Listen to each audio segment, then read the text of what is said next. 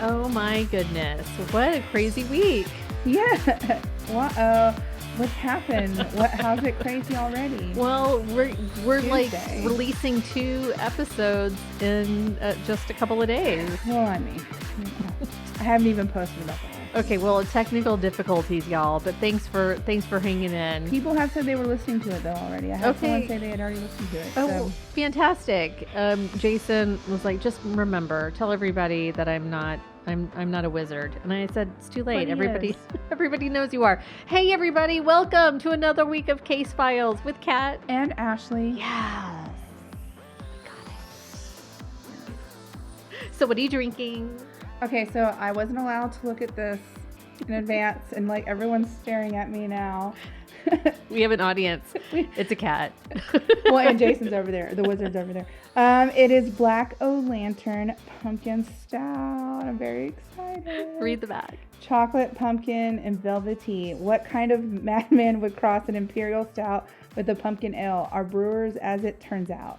This rich chocolatey Franken brew is a dry, spiced, and scary good boo. Oh my gosh. And it's 6.66% alcohol, y'all. I love this brewery. It's from Wasatch. I don't know if we've ever learned how to say Wasatch.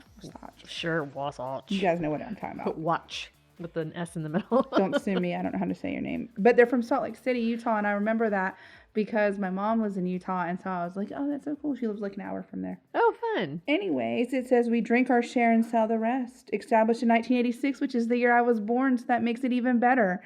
Not for you, but for me it does. Yay. Okay. I am excited. I hope you like it. Oh, that's such a nice sound. Okay, tell us how you like it. Oh my God, it smells so good. Does it? That's pretty legit. Is it legit? Delicious. Pretty good? Okay. And I'm trying something from Backfish Brewing. I think they put a label over an old can. Do you see what I'm saying? Yeah. It's like they reused a can, or they used a can they didn't actually use for a previous batch. But this is called Along for the Rye. It's a cute. rye triple India pale ale, and it's 10.1%. Yo. Let's see if I make it through. That's cute. That's adorable. So this is actually just at a Pearland, right? Yeah. They're right in Pearland, Yeah, just down the road. They have a nice little brewery. They usually have like food trucks and stuff out there that are real good. Yeah, they have nice like picnic benches and stuff outside. It's nice. Yeah. Anyway, what you got for us this week? So, because of last week's technical difficulties, Kat and I are not answering the question of the week, but we are going to read the answers that you guys gave to us. Because there were so many. There were so many, and they were so good. And so we'll read those at the end. So I guess I'll just jump into what we've got going on. The story. Okay, so in previous years, we've done like Halloween myths and superstitions and all kinds of stuff. So, as you guys know, or should know by now, Halloween is my favorite time of year. I live like it's Halloween 365. My favorite memories are always of Halloween. My grandfather loved it. We would go all out. He would always like make these awesome costumes for me as a kid, and he would take me, like we lived on a farm that didn't have neighbors, so he would take me to the mountains just so I could go trick-or-treating, like all out. And so Halloween is always, I have the best memories of like Halloween and stuff. So, it's my thing. I'm pretty excited about it. Now I'm old and I just hand out candy. There's a man that's already decorated for Christmas as of last weekend. My God, I know. I passed a house on the way here. On Hobbs. And it's like, what is happening? It makes me what sick to is my happening? stomach. It makes me sick to my stomach when people decorate for Christmas, period. No. I'm just kidding. I'm just kidding. I do decorate sometimes for Christmas. Like I go all out, but it still has my Halloween stuff stays up. I have clowns in my front yard this year. I know. I love it. Scary clowns that laugh. I love it. Yeah, I don't. And then my daughter was dressed as a clown when I got here and there was just a clown chilling at their dining room table. Like it's just everyday attire around here. You know how we do. Walk into the studio and there's a clown. All right. Sorry. No more interruptions. Oh, okay. Let's not make promises we can't keep. No, shut up, Kat. Anywho, now that we have gotten so far off track, like I said, we've covered urban legends, we've covered traditions. So I thought this year I would talk about a few stats and stuff, but then I'm going to talk about like crimes that have happened through the years on Halloween. Oh, like crazy, weird crimes, murders, disappearances, things like that. There's a bunch of like different short stories. Some of them are a little bit longer, but I just thought that would be a little bit more interesting for people and like remind you that, you know, maybe you should be safe while you're out and about on Halloween. So, my laptop went black when I said that. I know, it did. Okay. So, we have talked about statistics before, but these are some that are updated for like the past couple of years. So $11 million is the amount of direct property damage caused by Halloween house fires every year. What? I never would have thought it would have been house fires. I would have thought like it would be like people destroying stuff, you know, like smashing your mailbox and pumpkins and whatever Jack-o'-lanterns. Yeah. I bet that's what it is. But either that or like maybe they're like they leave black lights on too long or too close or something gets too heated or whatever, you know, and everything catches fire. Oh, yeah. Flames. But $11 million is the amount. Wow. 30 people are either hurt or killed by Halloween house fires each year. What? Yeah. Wow. Christmas, I understand, because there's a dead tree and everyone puts lights on that. And I don't know, but I never would have. That's why I'm mentioning these, because I never would have thought about the ones I'm talking about. Okay. 770 is the average number of Halloween house fires. 770. 770 is the average number of fires. 11 million is the amount of damage those fires do, and 30 people are the number of people on average that get hurt. Oh my gosh. Every year from Halloween house fires. That's really surprising. So please be careful of what happens on Halloween. Please pay attention. That's crazy. 3 times more children are killed as pedestrians on Halloween than the average day. Mostly because, you know, they're in costume. It's night. They're walking. You know. So and then people are please drunk. Watch your children. Watch your children. Don't drive drunk, please. Speaking of that, 40% of Halloween night deaths are directly related to drunk driving. So, right after the child deaths statistic. That's probably why. Oh my gosh, that's so sad. Yeah. Y'all.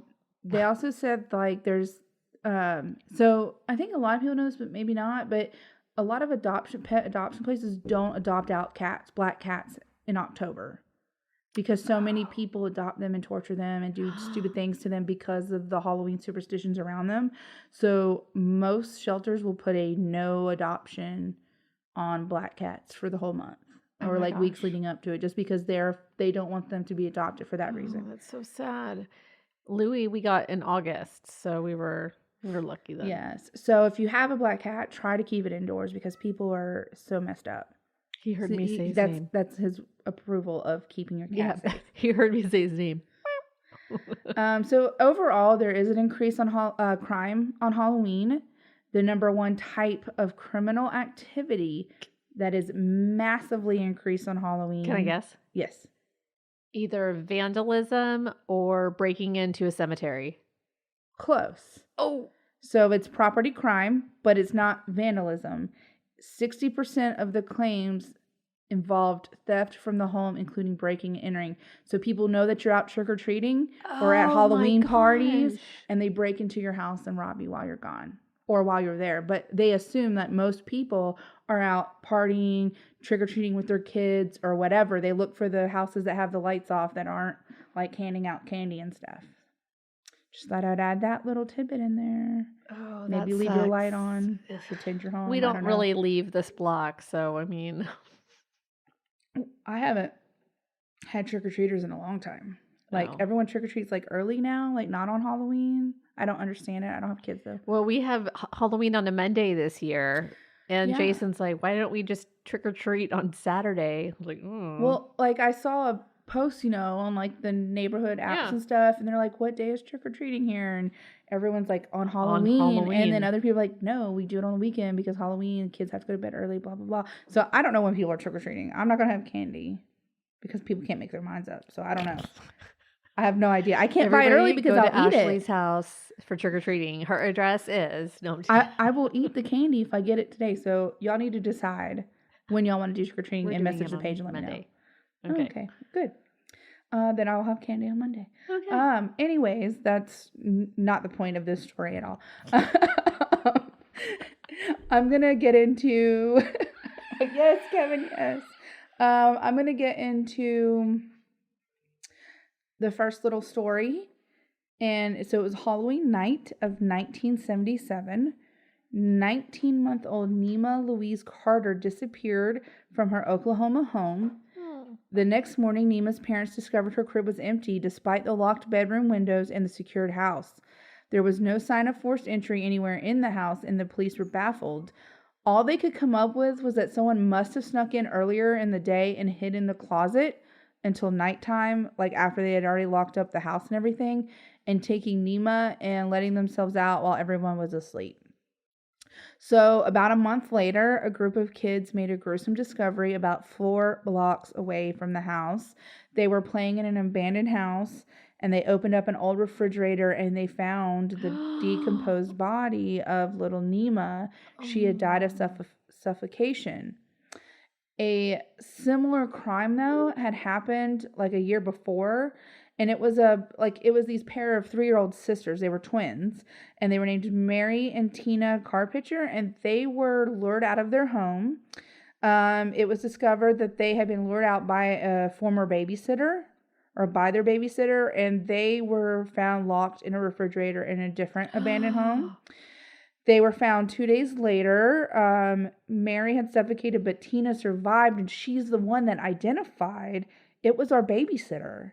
It was Jacqueline. I don't even know how to pronounce this last name, but the first name is Jacqueline, and she was a well-known babysitter in the area. Oh my gosh. So, however, because Tina's age, which was 3, it made her testimony unreliable, which I don't feel is that if she's like, that's the one that locked me in a refrigerator, then that's the fucking one that locked her in.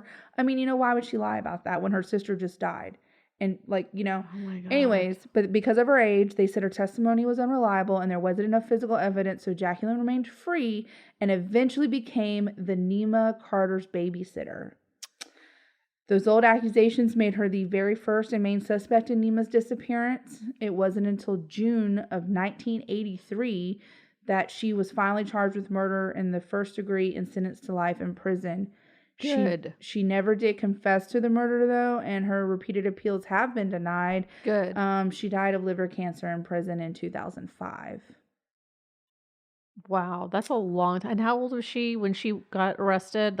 It just said she was a teenager, so probably 15 or 16. Wow, golly. And so she had gotten away with it once because they didn't believe the little girl, and then she did it again with the baby the year later. Oh my gosh.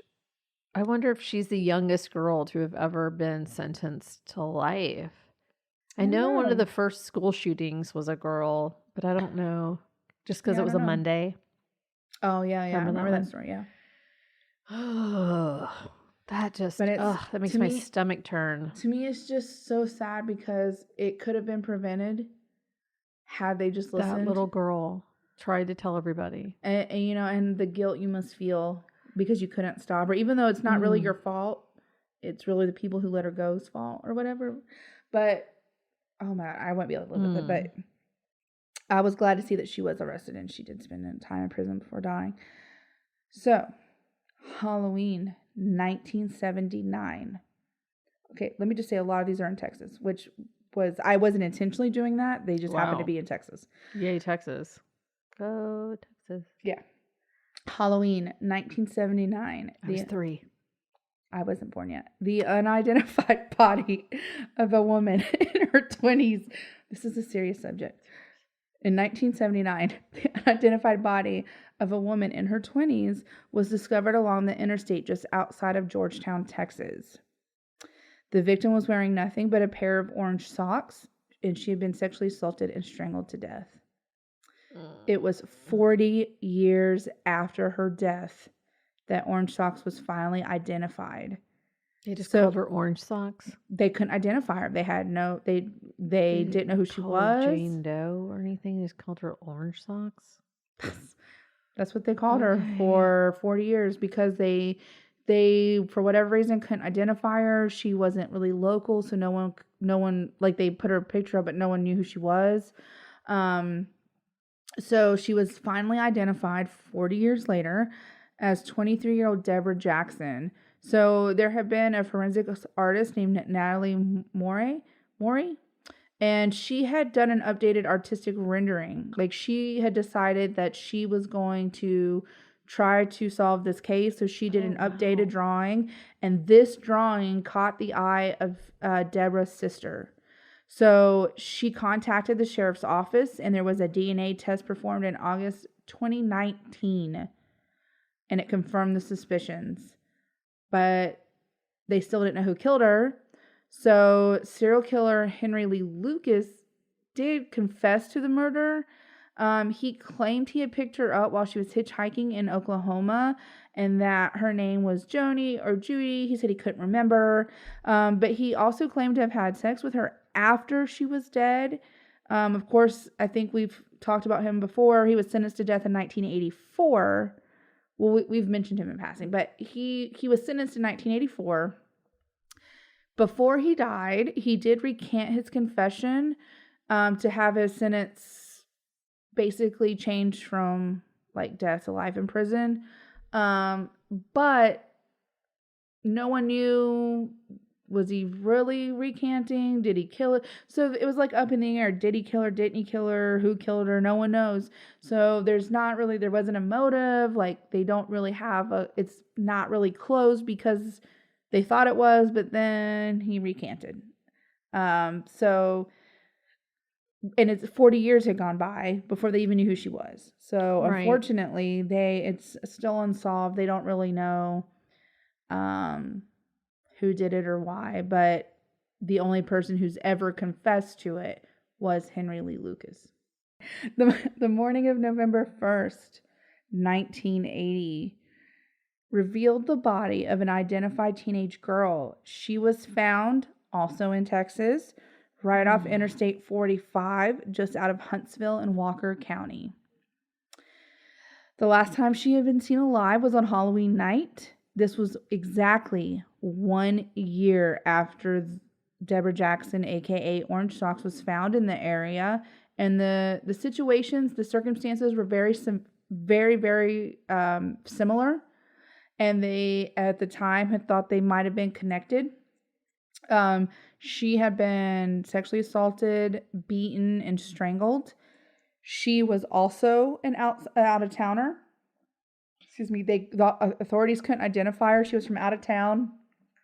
She had no identity on her. There was like nothing, like no wallet, nothing.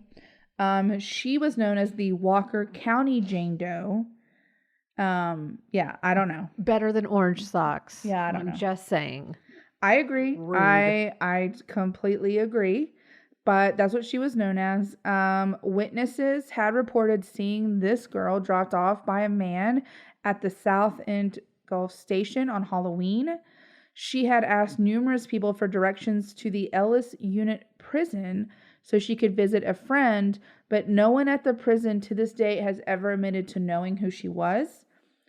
A truck stop waitress said the girl claimed to be 19 years old with parents that didn't care about her. She was, she had told the waitress she was from out of town, and she'd also told the waitress that she was heading to this prison to see a friend. But that's all anyone ever knew about this girl. To this day, the Walker County Jane Doe remains unidentified, and her death remains unsolved. Oh. So they've put out pictures of her, drawings. Oh my gosh, that's been a long time. Yeah. Well, and like I said, I don't know how they surveyed people in prison. I don't know if they called like one prisoner at a time. Like, I don't know how you ask an entire prison full of people. But they said they did question people at the prison, and no one admitted to knowing who she was. But that's where she said she was going. Like, she was asking directions for that prison specifically to go visit a friend. Can the lady do another sketch of her? I mean, it's possible. I don't know the lady personally. I know, like, she did such a good rendering of it. Yeah, I know. For this sister 40 years later. Mm-hmm. I don't know what, honestly, they're doing today to try and solve that case. I just know at the time that I was researching that she's still unidentified. There was no kind of evidence. Like, nothing that could have even pointed to why someone would have done it, or if she was murdered there or left there. You know what I'm saying? Like, killed somewhere else and dumped there. Yeah. Like, it was just very similar. Her manner of death was very similar, and she was left in a similar fashion to Deborah Jackson. But Henry Lucas did not confess to this one. So, who knows? This one is the Woodbridge abductions. In 2009, there were 3 teenage girls. They had been to a Halloween party, and they were returning home. A man had abducted them. They weren't at a party, they were trick-or-treating, but it was in Woodbridge, Virginia. He abducted all 3 of them. He took them at gunpoint. He took them out to this wooded area that was very secluded. He was able to sexually assault 2 of the girls, but the 3rd girl was able to contact her mother. She was able to call her mother. She was able to get to her phone, call her mother, and when the man realized that she was on the phone, he fled. He left the girls and he fled. And so they basically said that her calling her mother or being able to call her mother probably saved their lives, because he just took off. Like, he thought she might have been on the phone with the police. He didn't know. He fled.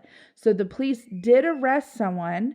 They arrested Aaron Thomas, who was already a suspect in numerous other sexual assault cases since the 1990s. Oh my gosh. So he pleaded guilty to this crime in 2012. So it happened 2009. He pled guilty in 2012, but they confirmed that he was the one that did those crimes in the 90s. So because of her being brave enough or calm enough to, process this and call somebody and get the call out, like, she got him arrested and she saved her friends. Like, so gosh. All 3 girls did survive. They all got out. So I while it's not a happy story, it's not an awful story. They're all and he got alive. Caught. Yeah. Oh my God. I know, like, the more I was researching all of these stories, like, oh, I'm never leaving my house again. Like, just in general. Just, I don't ever want to leave my house again. Period. But it is a good reminder that sometimes we let our guards down a lot more than we should. Oh my gosh. Yes. Especially young girls. Like, a lot of these stories involve teenagers who were out at parties or like Halloween parties or trick-or-treating or, just doing normal kid stuff on Halloween, It's not necessarily like, it's sometimes it's stranger danger. I mean, there was nothing those girls could do.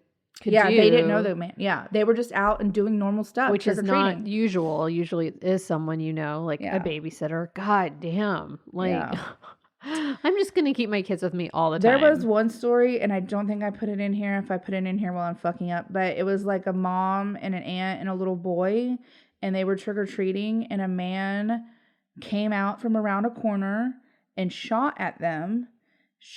It did hit the aunt and the mom, but they survived. The little boy passed away, and that was on a Halloween night. And it was later determined that the man that did it was retaliating because apparently the little boy's father was a drug dealer or something involving drugs. So it was like a retaliation type thing. And then the father was arrested years later for shooting and killing a man unrelated to that crime. Why were you not arrested for shooting and killing the man that killed your son is my question, but whatever. But yeah. Oh my God. That was also on Halloween. Okay, so you did the story about the toolbox killers, not to be confused with the toy box killers, which I did. Yes. But I don't know if we talked about this, but their last killing was on a Halloween. Did we talk about that? The toolbox? Yep. Really? Their last Wow. No. hurrah. I think I'm sure we did talk about that, but I didn't. But when put I it read together. that, I was like, oh, wow. So if you're unfamiliar with the Toolbox Killers, it's a very, very fucked up story. Kat did a whole episode on it. It was Super really fucked good. The very short version of that was there was two men, Lawrence and Roy. They were very famous for picking up female hitchhikers. They would torture them with tools. They would sexually assault them. They would take pictures of them. They just did all of these awful, awful things. But their last murder was Halloween of 1979 when they picked up Shirley Ledford. And after that, they left her like in a yard or whatever. And one of their friends was actually the one that reported them. But that was their last crime on record was Halloween of 1979 when they abducted Shirley. They were so proud of themselves. They really were, and it was really disgusting. I really recommend you go back and listen disgusting. to that story if you haven't. It is hard to stomach, but it's a very interesting one. Ugh. Oh my God, this beer is so good. Okay. She's like, Okay. Another Texas story. Texas is awesome. I don't know what to tell you guys. I would say maybe don't move to Texas. Maybe leave town when you're for Halloween. I don't know. Halloween. Yeah. Oh yeah. Oh. Screw Christmas vacations and like summer vacations. You leave it Halloween around here in these parts. I'm just saying. Around these parts. Around these parts. I don't even know. On October 31st, 1981, Sister, I'm going to butcher this name and I feel so bad. Sister Tadia Benz, I think that's how you say her name is Tadia Benz. She was a nun, like sister as in a nun. Her body was found naked in a convent in Texas. The other nuns in the house noticed a broken window. The other nuns in the house noticed a broken window in the community room, so they called the police immediately. Authorities found Benz's clothing and a knife under the bed. Meanwhile, reports revealed that the nun was stabbed, strangled, and sexually assaulted. Police arrested a man. Yeah, a nun. Excuse me. Police arrested a man who lived across the street. Are you done? Okay. Across the street, named Johnny Frank Garrett, after a witness saw him running from the convent that evening. He sounds guilty. That is a guilty sounding name. Johnny Frank Garrett? Yes. He was convicted and sentenced to death in 1992, and this is my favorite part of the story. Not that there should be any favorite parts to the story, but his last words were reported to be, "I'd like to thank my family for loving me and taking care of me. The rest of the world can kiss my ass." Those were his final words. I'm pretty sure he was a teenager too. Like he was like 17 or 18. I don't think he was like an adult. But he was convicted. He was sentenced to death in 1992, and those were his last words. The rest of the world can kiss my ass. Well, you're dead, so haha. I mean, I don't know. I feel like a nun is just like really pushing. You just leave nuns alone. They're living in a convent. Not that you should do. Let me just be clear. I don't mean that you should do that to anybody. I just feel like that's so crazy that maybe you would just run across the street and assault a nun. Maybe he went to that Catholic school. Nothing happened. She hit his knuckles or something. I don't know. Oh. But yeah, he lived like right across the street. So he literally went, committed the crime, and ran back across the street. Nobody saw me. Yeah, I don't know. Some of these people. So I think we can all agree. We all know Harry Houdini. Yes. I hope you guys do. So his final performance was in 1926 on Halloween. No. He suffered an injury, which of course led to his death. Houdini was teaching students in Montreal. He was teaching a series of tricks. And he mentioned that his stomach muscles, he was like, my stomach muscles are so strong. They can withstand punches without injury. Like, he was encouraging these students to punch him in the stomach because he said it was so strong and so hard that he couldn't be injured. So there was a student who hit him over the appendix area twice without warning. And he said he felt fine. He said, nothing's wrong. But then later that evening, he complained of pain and collapsed right after the current of his last show. Oh my gosh, yeah. Physicians confirmed that the student's punches had caused Houdini's appendix to burst and poison his system. He died on October 31st, 1926. And his wife waited and waited and waited and waited for some sign in the afterlife that he would contact her. And he was like, if it exists, because he really tried to disprove all of, these people. And he's like, I will do whatever it takes to contact you if this is true. On that note, to this day, rumors cloud his death. Some claim he was murdered by spiritualists, which was a pseudo-religion that he continuously tried to debunk over and over and over. So some people don't think it was the student. Some think like these group of spiritualists caused his death somehow. But I mean, the man was telling students to punch him in the stomach like he's invincible. Yeah. And so realistically, medical professionals say that the punching to his stomach causes the appendix to burst. And if that happens, toxins flood your system, and he died. Sepsis. Yes. And so I just thought it was interesting that I didn't realize that it was Halloween night when he actually died.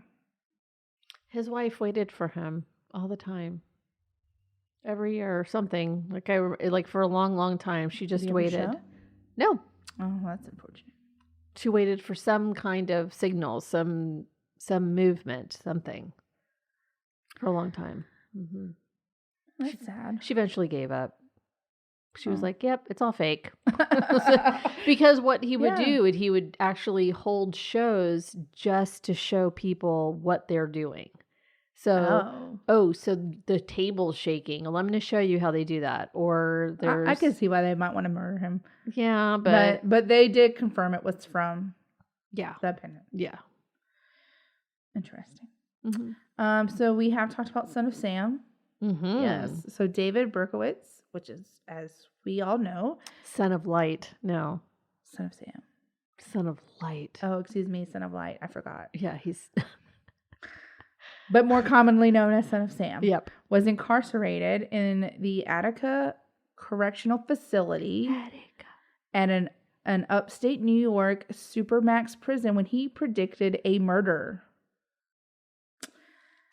Written off as just a made-up story, nobody listened to him until his exact prediction played out detail by detail.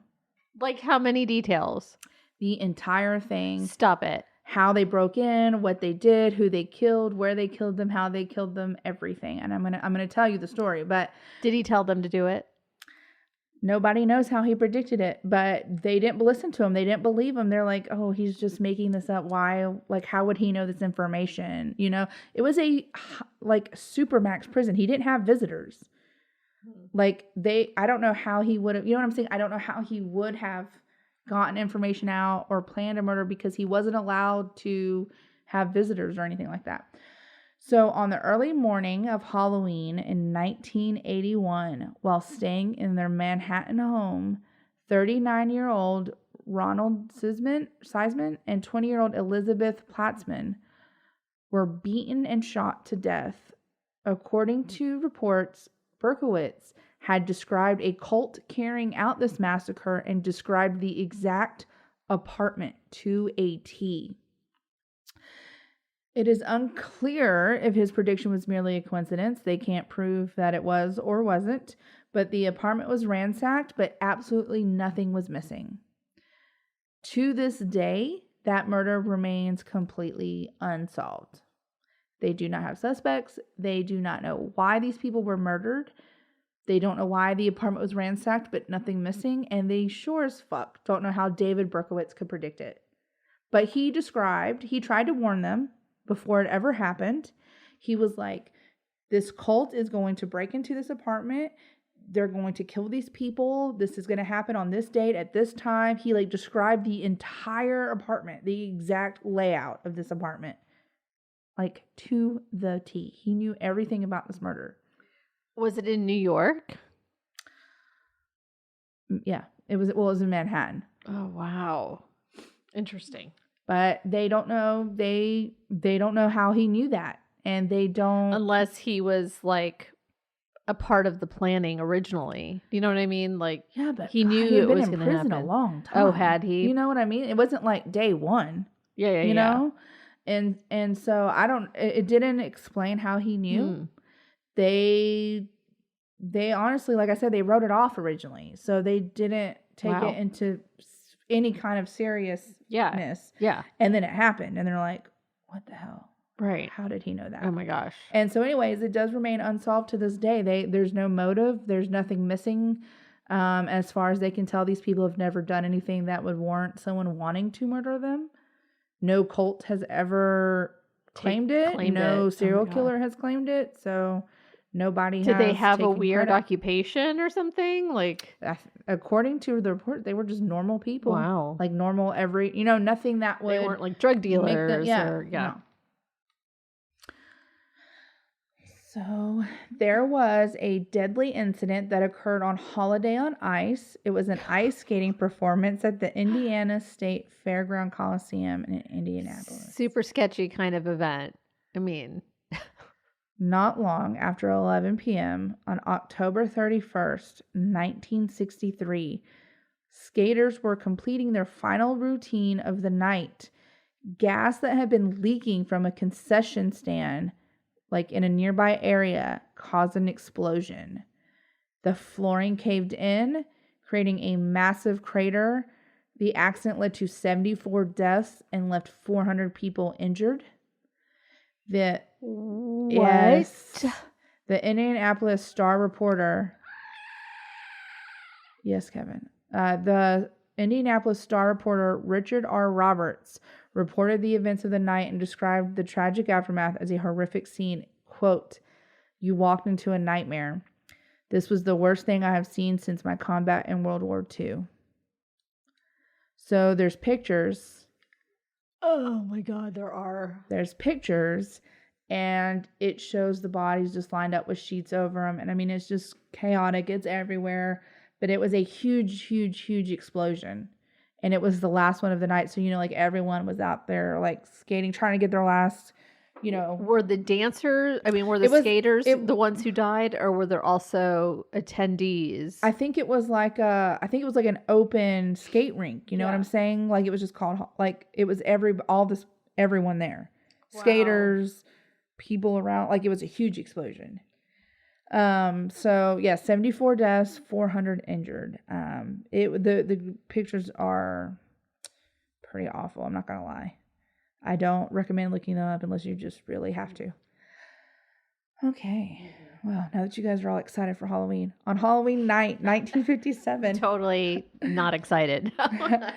I'm going to try to go through some of these a little more quickly, but on Halloween night in 1957, Peter and Betty Fabiano were woken up to a knock at the door.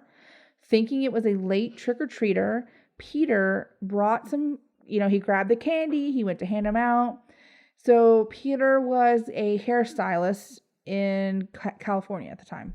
So anyways, he took the candy, he opened the door. When he opened the door, he was greeted by a woman who was wearing a mask. She raised a hand wrapped in a paper bag and shot him in the chest, killing him immediately. Police later arrested Joan Rabel, a woman who reportedly had a sexual relationship with Peter's wife, Betty, according to the LA Times. So, according to this report, Joan had talked another woman named Golden, which, I don't know, Goldyne. I don't know how you say it. Golden? Sure. I don't know. to committing the murder with her. So Joan was having an affair with Betty. Betty was married to Peter. Joan convinced this other woman to help commit the murder.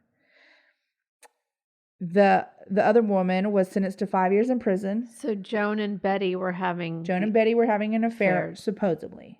Mm-hmm. She asked. Joan had helped another woman, asked another woman who was not involved in the affair to help commit this murder. Oh. The friend was sentenced to 5 years in prison. Wow. Joan was convicted to second-degree murder. Betty was never tried in the connection with her husband's death. Wow. She claimed she didn't know anything about this plan. She did not want her husband to die.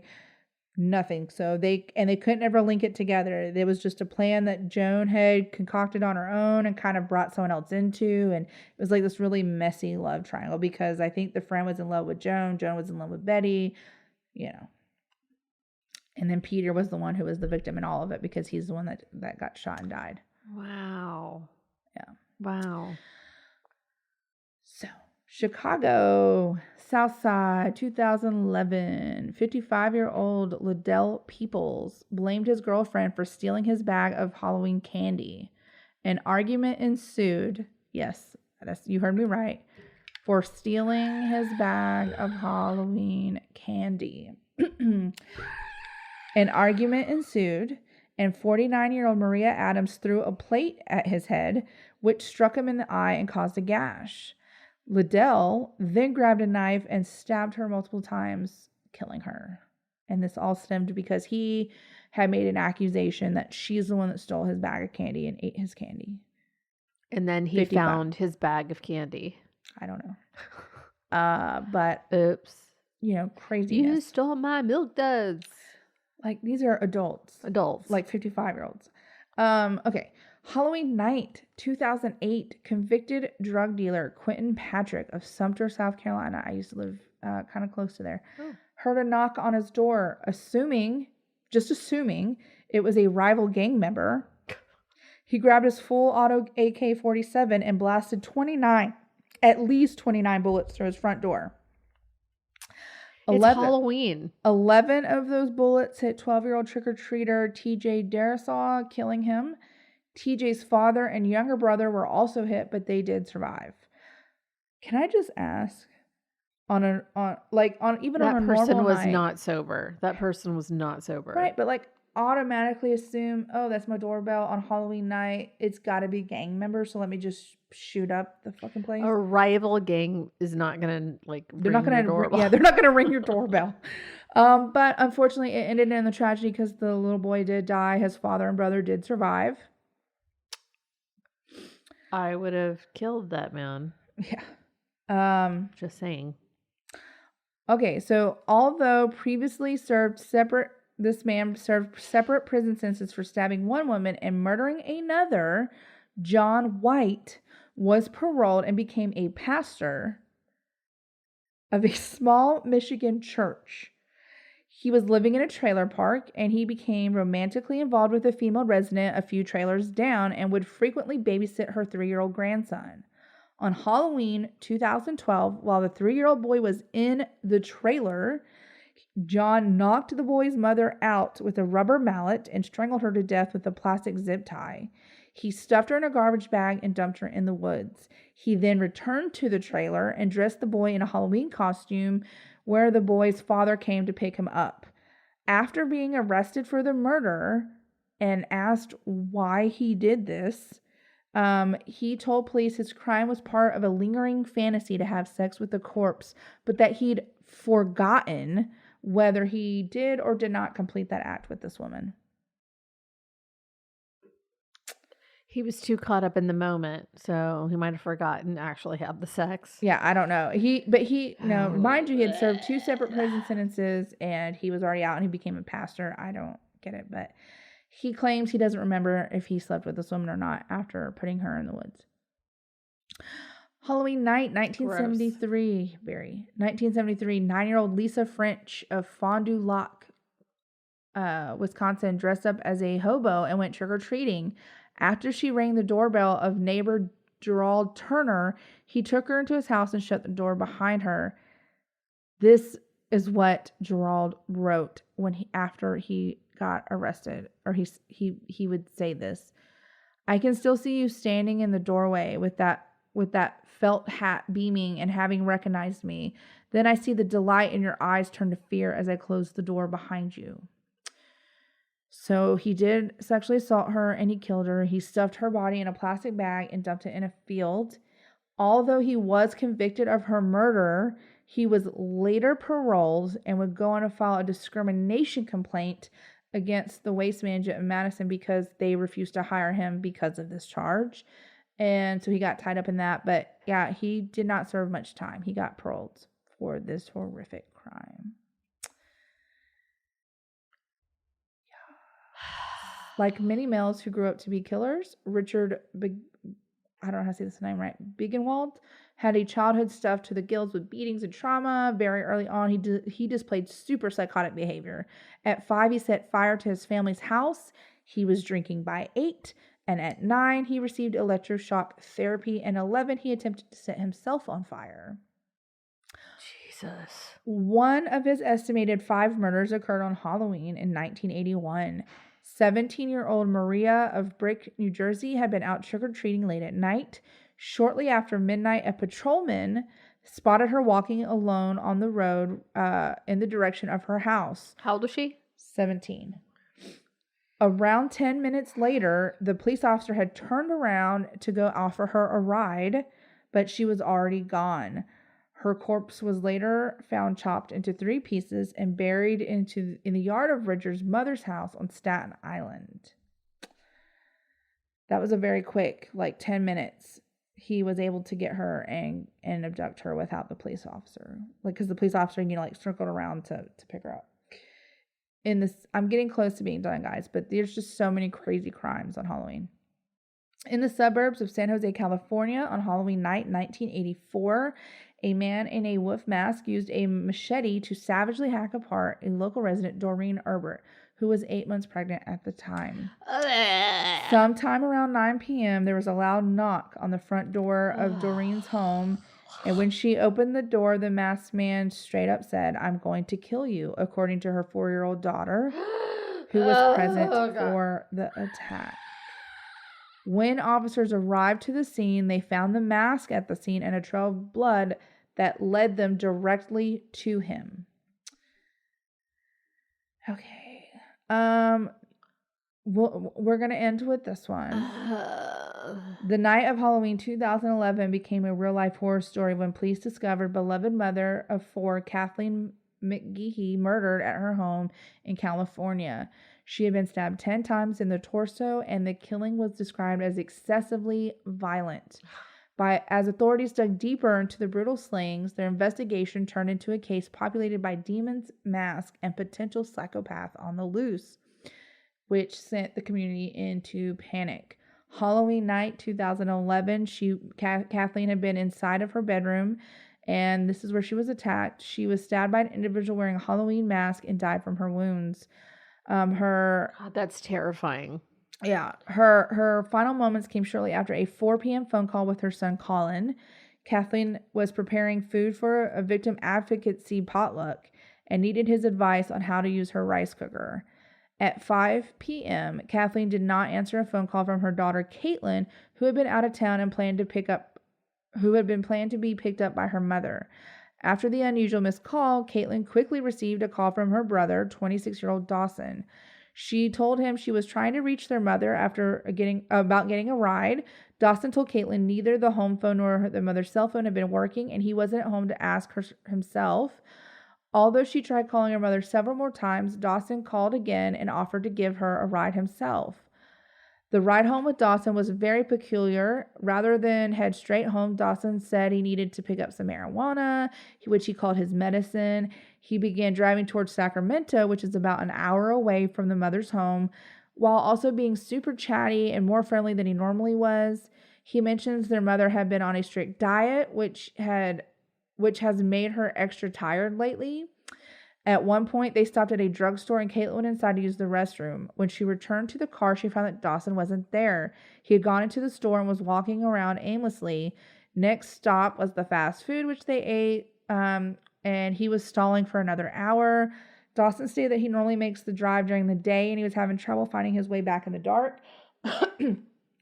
Dawson finally found the spot he was looking for, parking near a restaurant and telling Caitlin to wait there while he walked to his dealer's place. He returned 20 minutes later, apparently worse for the wear, stating he vomited on the walk back. They finally headed back to the direction of their mother's home, and they arrived there at 11 p.m. This, what would have been a half-hour drive home, had stretched into a 4-hour trip, and there was still no word from Kathleen. Once they were home, Dawson firmly told Caitlin their mother was asleep, as if she needed to be told not to bother someone sleeping in the middle of the night. Caitlin also noticed Dawson was pacing in the hallway throughout the night, seemingly guarding Kathleen's bedroom. His behavior was more than a bit strange, but he wasn't really normal on his best days, according to his sister. There was a lot that happened in between. I mean, this was this could have been its own story on its own, but Caitlin kind of got suspicious. She opened the door. The mother was found. Dawson did end up getting arrested for the murder. As the case was heading to trial, Dawson was evaluated by 2 psychologists. One expert psychologist evaluated him and determined he did not have a psychological disorder. Another psychologist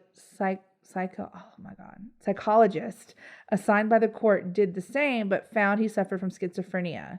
He had been seen by psychologists in the past and complained of being attacked by demons and being visited by the Holy Spirit. Defense counsel argued that he was suffering from a hallucination in which a demon was attacking him, necessitating the use of deadly force in self-defense. Unfortunately, the demon turned out to be his mother, but he did not know that at the time and therefore could not be convicted of her mother due to his temporary insanity. But why postpone arriving at the house? Like, why guard her room? And yeah, strange. They did assert that he may have suffered from mental health issues, but he showed consciousness of guilt when he deliberately misled his sister about his mother's whereabouts and well-being. These statements indicated he knew what he had done and he was trying to hide it. A jury determined Dawson was sane at the time of the attack and found him guilty of second-degree murder, and he was sentenced to 15 years to life in prison. That's good. So those are my Halloween crimes. Very crazy. My advice is just stay home. Don't venture out. I don't know. Don't go anywhere. Be very careful. Please, please, please. All the time be careful, but especially people are so crazy all the time, but then you throw in things like Halloween where it kind of gives them an excuse to be in masks. And out late at night and, opening, you're going to their doors and stuff. So just please be careful. Please, please, please be careful. Okay, let's get into this. So we're gonna, since you all didn't hear everybody else's answers to the question of the week last week, yes. I'm gonna just do. There's 85 now. The question was: vampires hate garlic, fairies hate iron.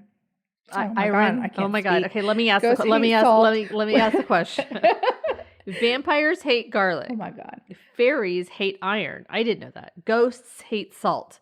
Werewolves hate wolf's mane. If one substance was your bane, what would it be? So I'm just gonna do. I'm not gonna read them all because there's 85 on just one page. So here we go. So Kelly says bacon, and she's already she's a lovely person, but now I don't know. I have to rethink my friendship. Block immediately. Block. Yeah, she's I don't know amazing. her name, but bacon block. Kelly, you're awesome. Okay. Lisa says pickles. Yes, girl. Yes, that was my answer.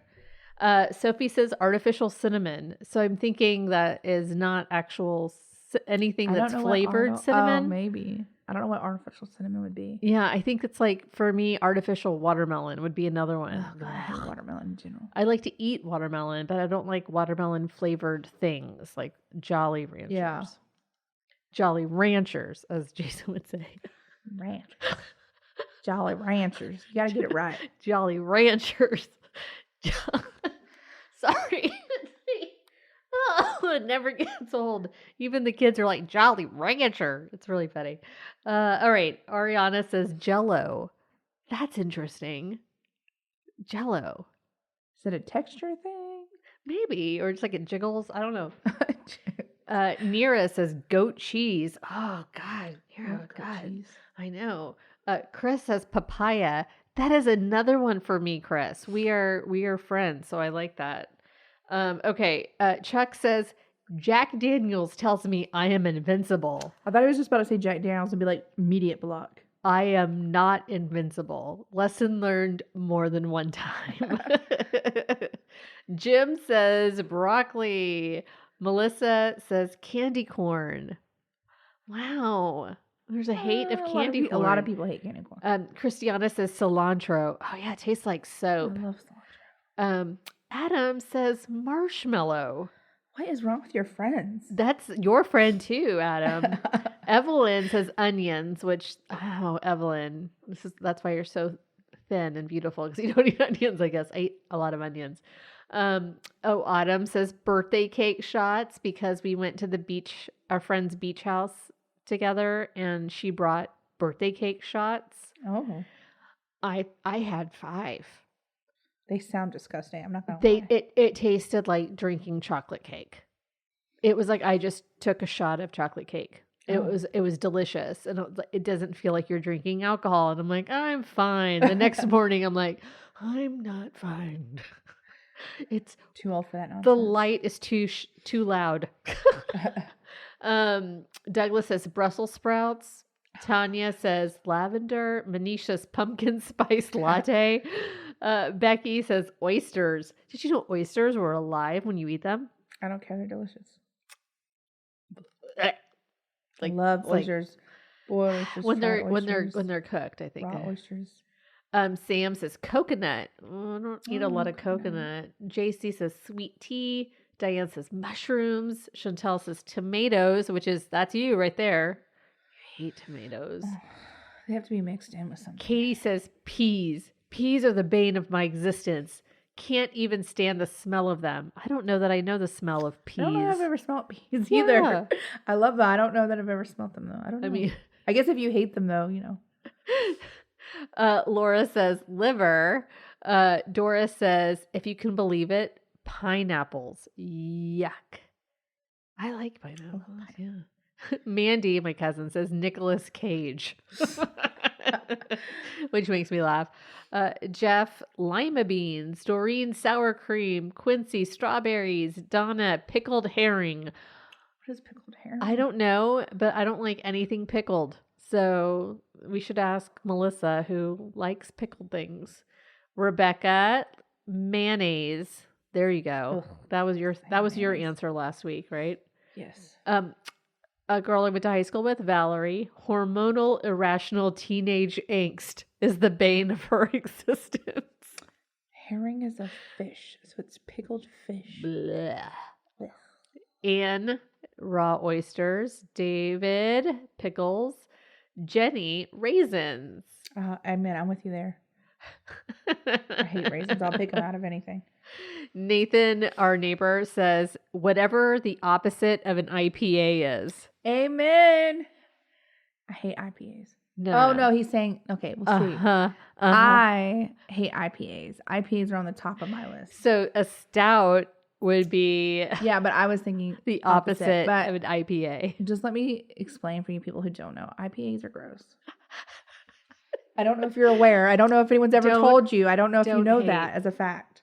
Don't hate. I'm just kidding. Participate. No, I'm not going to participate, but Cherry flavoring. Can I say, Jason brought home this hard apple cherry cider, and he was like, he took a drink, and he goes, "This is delicious. You have to try it." And I was like, okay.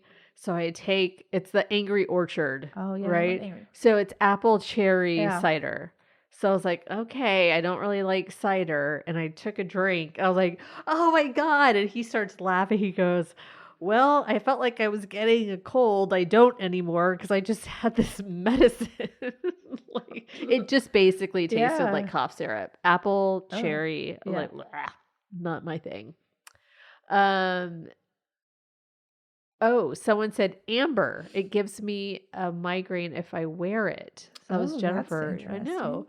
Nicole says chocolate. Oh, that's so sad. Lots of cilantro, coconut, cilantro, liver, lots of this. Candy corn has come up, licorice, cilantro, mustard. I mean, We have on our page, we have a lot of mushrooms, a lot of liver, a lot of fish. So much cilantro. So much. Any kind of cinnamon, liquor, ginger. Myosha says eggnog. Oh, that makes me sad. Yeah. That makes me sad for her. I know. Oh, that's such a sad thing because eggnog is delicious. The logo I designed is up on the building now. It's the first time I've had my logo up somewhere, so it's very cool. Yay! Anyways, totally side note. But yeah, so those were mostly the answers: sweet pickles, fish, liver, fake people, juniper. Yes. So we ask questions of the week every week, so be sure to send us more suggestions. And since there were so many answers to this last week's that you guys didn't get to hear, I thought you could all have some more camaraderie this week and getting to hear a little bit more. There are good answers. The only weirdo who doesn't like. I mean, you are the only one who doesn't like bacon, but I'm just kidding. I love you. There was bacon more than once. Bacon was on there more than once. Just blocking your whole friends list from our page. We do have, of course, a voicemail. Oh, okay. Let's hear it. Hey y'all, it's Sarah, and I'm coming at you this week with my Sarah segment. Luckily, I ran into Ashley today and found out y'all were recording this evening. Otherwise, I would have been leaving my segment tomorrow and I would have missed it. So nice try, Kat, but I got on the show anyways. And this time I'm recording in my closet and not at the airport. So y'all have a great evening. Bye. Bye. That's awesome. All right, everybody. Well, you know how you can find us. We're on all the things. Please like us, rate us, review us, share us, do all those things because it helps us too. Yes, please leave us reviews. Please, it helps. I mean, just even if you don't actually type anything out, give us some stars, whatever those thumbs ups or whatever. If you leave us actual reviews, though, they show up on our website automatically. So ooh, that's cool, as long as they're good reviews. I like it. They do show up. No, but seriously, reviews show up automatically on our website when someone leaves them on like Apple or Spotify or wherever. So if that's your jam, you can see your review on our site. So leave us one. That's your homework. Yes. We're gonna quiz you next week. We're gonna quiz you. Pull up the site and list off everyone that has not listed a review yet. I can totally do that. This will be our whole episode, guys. There's gonna be like 4 people that we. All right. So we will see you next week. Until then, have an awesome Halloween. I hope you get lots of candy. Don't die, and careful of people with plastic bags or paper bags when you open the door, and wolf masks. I don't know.